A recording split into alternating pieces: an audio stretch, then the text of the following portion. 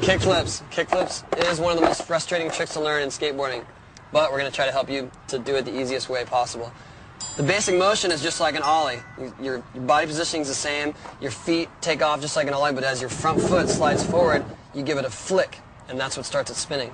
Yeah, you want to make sure that when you kick your front foot off the board, you kick it sort of out, but don't kick it too far away or too straight down. You want to keep your front foot basically under you, so as the board flips, you can get your feet back above the board in time, and as the board comes around, you watch the board and you beat over your bolts. And the board, it doesn't always flip the exact same way, so sometimes it'll flip faster, sometimes slower, but you can basically just keep your feet out of the way and watch it. As the grip tape comes around, just stomp your feet down on top of it.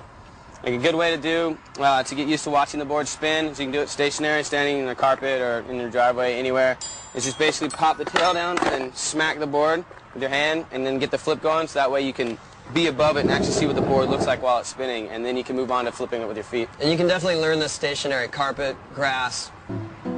Me too. Place your feet in the same position as an ollie, but with your front heel hanging a little bit more off the edge in the beginning.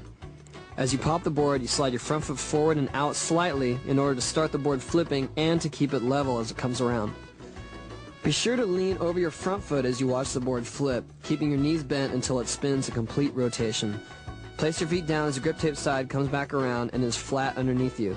Straighten your legs to keep the pressure on the board and to stop it from flipping.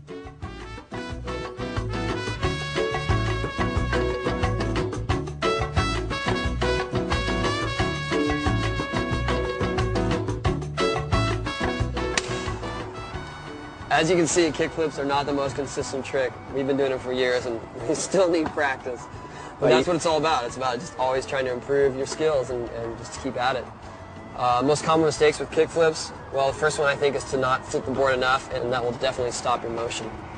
So how would you remedy that? If you're not flipping enough, then you can just give it a little bit harder flick. And if you're flipping it too much, then maybe a little less flick. Just watch it come around and make sure you time your feet, the straightening of your legs as your grip tape comes around, and really just make sure it's flat on your feet.